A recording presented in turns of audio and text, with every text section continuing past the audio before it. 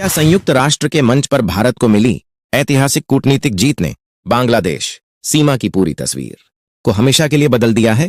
क्या ढाका की बातचीत की मेज पर शांति की भाषा बोलने वाले और रात के अंधेरे में सीमा पार साजिशें रचने वाले असली चेहरे अब दुनिया के सामने बेनकाब हो चुके हैं? और क्या भारत अब हर हिमाकत का जवाब उसी की भाषा में देने के लिए पूरी तरह तैयार खड़ा है?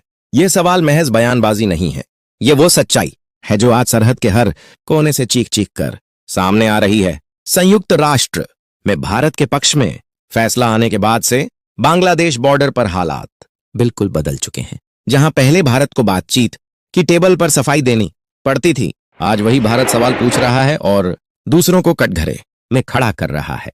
लेकिन इससे पहले कि हम आगे बढ़ें, एक छोटा सा काम जरूर कीजिए। अगर आप भारतीय सेना के इस कड़े और निर्णायक रुख का दिल से समर्थन करते हैं तो इस वीडियो को अभी एक लाइक करें और चैनल को सब्सक्राइब जरूर कर लें। नीचे कमेंट बॉक्स में अपना नाम और जिस शहर या राज्य से आप यह देख रहे हैं वो जरूर लिखें। मैं हर कमेंट का इंतजार कर रहा हूं। तो अब आते हैं उस सबसे बड़े मोड़ पर जिसने पूरे घटनाक्रम को उलट दिया। भारत ने संयुक्त राष्ट्र के मंच पर जो सच्चाई पेश की वह सिर्फ बयान नहीं थे, वह ठोस सबूत थे, वीडियो फुटेज थे, सैटेलाइट इमेजेस थीं, इंटेलिजेंस रिपोर्ट्स थीं। एक एक सबूत ने बांग्लादेश के उस झूठ को तार तार कर दिया जो वो सालों से दुनिया के सामने पेश करता आ रहा था। बांग्लादेश जो संयुक्त राष्ट्र में भारत के खिलाफ माहौल बनाने आया था, वो खुद स्पष्टीकरण देने की स्थिति में आ गया। भारत ने पूरी दुनिया के सामने साफ कर दिया कि फेंसिंग तोड़ने और सीमा सुरक्षा बल के जवानों को निशाना बनाने की घटनाएं कोई अलग थलग मामले नहीं है। यह एक सुनियोजित पैटर्न का हिस्सा है, एक संगठित नेटवर्क की करतूत है। और इस नेटवर्क को बांग्लादेश की जमीन से राजनीतिक संरक्षण मिल रहा है। भारत की खुफिया एजेंसियों और सीमा सुरक्षा बल के सूत्रों से जो तस्वीर सामने आई है वो चौंकाने वाली है। बांग्लादेश की जमीन पर पल रहे इन नेटवर्कों ने हाल के दिनों में बॉर्डर के पास अराजकता पैदा करने की कोशिशें तेज कर दी हैं।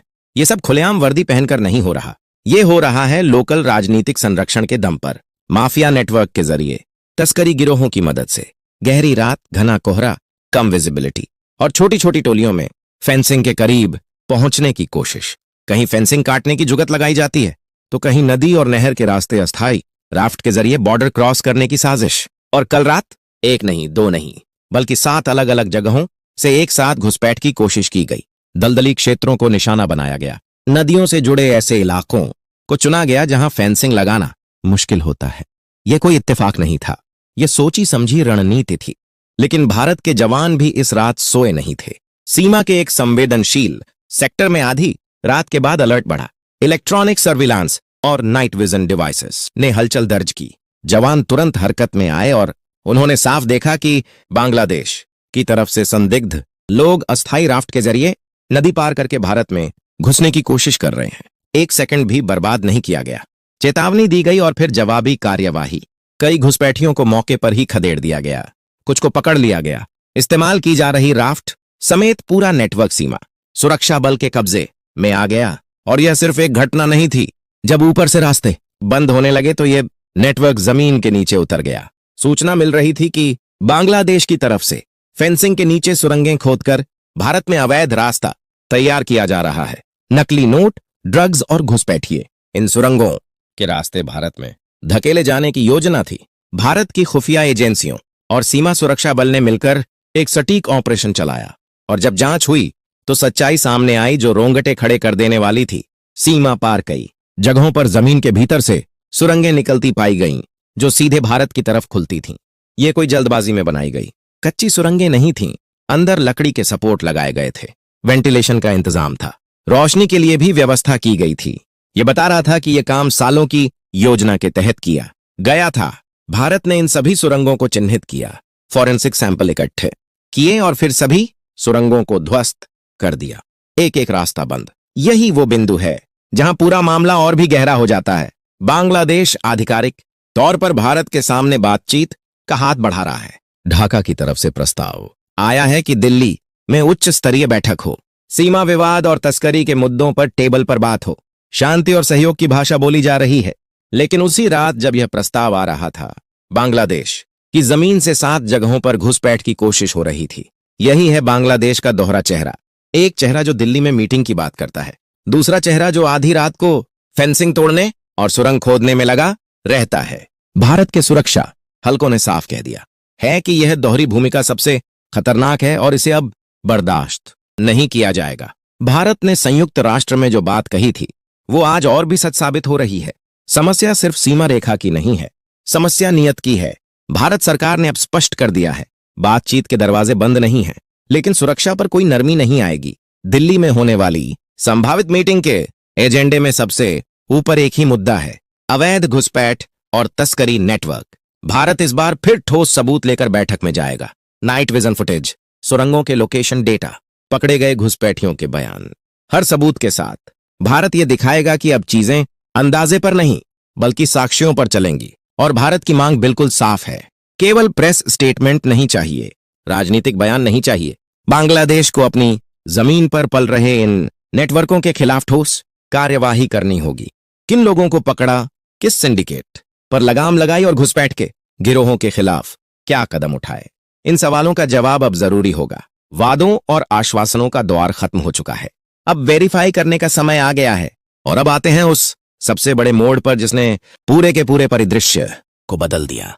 संयुक्त राष्ट्र ने अपने जिम्मेदार मंच से यह कहा कि भारत जैसे संप्रभु लोकतांत्रिक राष्ट्र को अपनी सीमाओं की सुरक्षा के लिए फेंसिंग लगाने, सिक्योरिटी कॉरिडोर बनाने और अवैध घुसपैठ रोकने के लिए हर आवश्यक कदम उठाने का पूरा अधिकार है।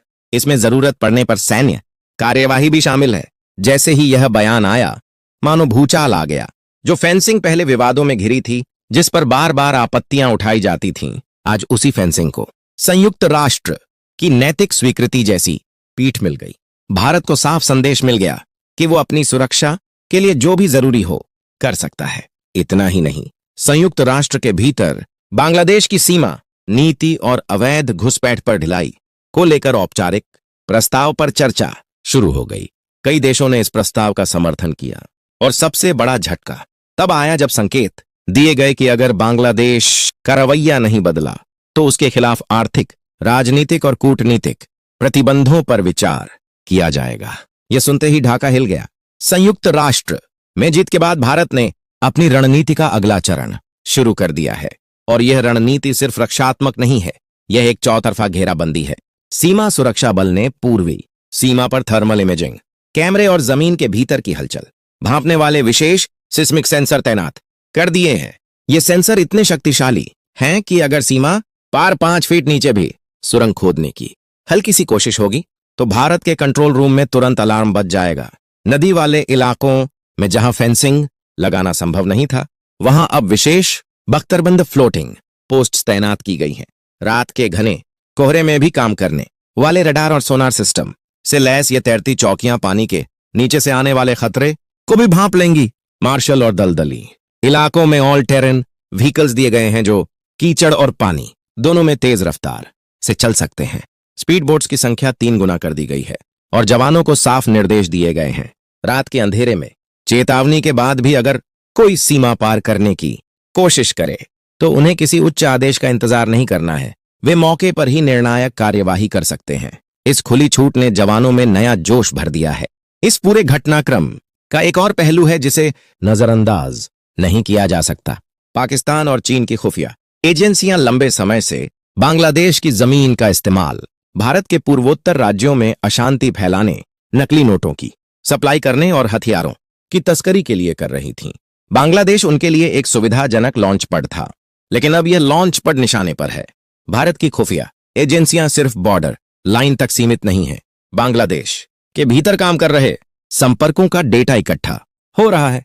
जो नाम बार बार सामने आते हैं, जो रूट बार बार इस्तेमाल होते हैं, उनके खिलाफ एक कंसोलिडेटेड केस तैयार किया जा रहा है ताकि जरूरत पड़ने पर उसे अंतर्राष्ट्रीय मंच पर भी पेश किया जा सके।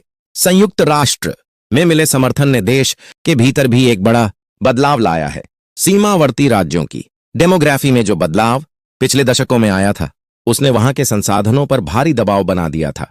रोजगार, जमीनों पर हक, स्थानीय संस्कृति, इन सब पर जो खतरा था, अब भारत ने उस पर सीधा प्रहार किया।